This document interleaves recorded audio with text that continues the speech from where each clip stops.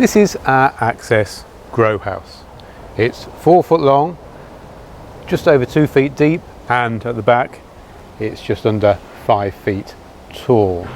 It's one of our most popular grow houses. Gives us plenty of growing space inside without taking up a huge amount of space on the patio. Now the grow houses are freestanding, so we have a glass back at the back so we can put it onto the patio, or if we've got a rough wall we can put it up by the wall. If you've got a smooth wall, then we actually make a very similar model to this but without a glass back at the back, and that can actually be screwed against the wall, so it's a lean-to version of the grow house. Now the framework is made of architectural aluminium, and we actually give a 25-year guarantee on the framework. We use very thick sections on the framework, so it's designed not to blow away. We fix it together with stainless steel screws and stainless steel bolts, so again it can be very securely put together, and even in strong winds it's not going to blow away. We also include a ground fixing kit so that we can anchor it down onto the ground. That way, even in gale force winds, the grow house isn't going to go anywhere. So the grow house is a little haven for the plants, protecting them from the wind and the rain. The glazing is toughened safety glass. Now toughening makes the glass about 5 times stronger.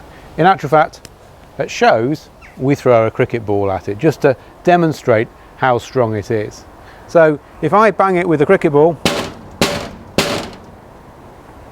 you can see it's a very sturdy pane of glass. It's not impossible to break, but if it does break, it goes like a car window and breaks into little tiny pieces. But the beauty of glass is twofold. First of all, it's very strong and very inflexible, which means that when it's windy, the panes won't flex and blow out.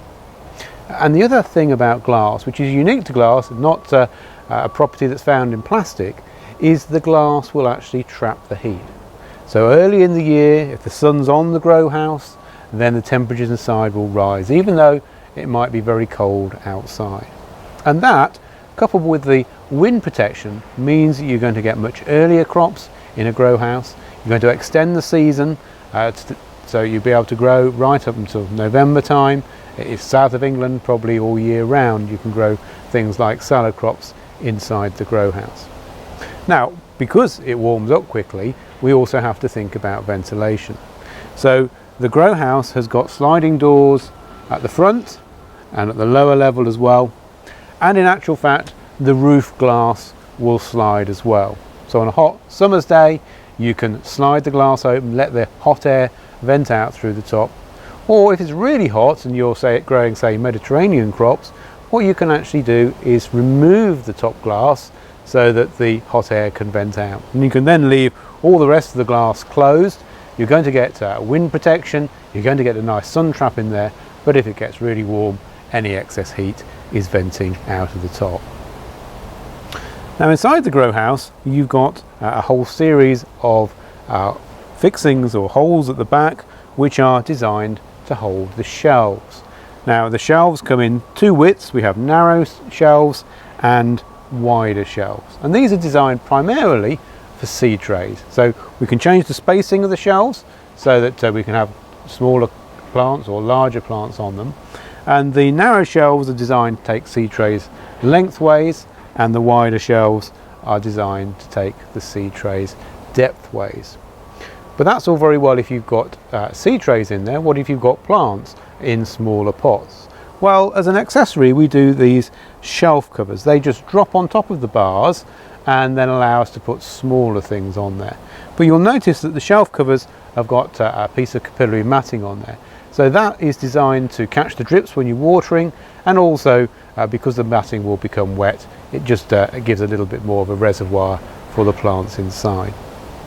In the summertime you might be using it for tomatoes, larger plants, and then you don't want the shelves, so you can either just unhook the shelves and drop them flat against the back so they're out of the way, or if you want to, you can completely remove the shelves. That way they're not getting in the way at all, and you've got the full depth available. So in a grow house this size, you could do 3 tomato plants in there. You might even be able to do a couple of chilies, a couple of peppers, or even a cucumber in front of that. It is very versatile.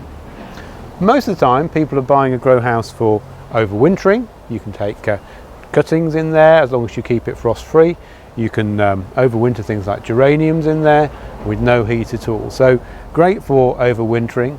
And then in the springtime you can use it for tender plants, or plug plants or seedlings that you want to grow to go out into the garden later. So very versatile for that. If you've actually got a full-size greenhouse, you can use this as well as a large greenhouse, because the ventilation in an Access grow house is much better than in a large greenhouse. So as the plants come on and need to go out into the garden, you can put them into here and use it as a hardening off area, rather like a traditional cold frame.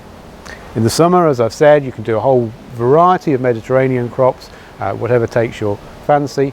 And in the autumn time as well, you can do salad crops. So you can do tender salad crops right up till Christmas down in the south of England. Nice to be able to go out, pick things in the winter time. Herbs as well are very good in there. So a very, very sturdy but also very versatile grow house.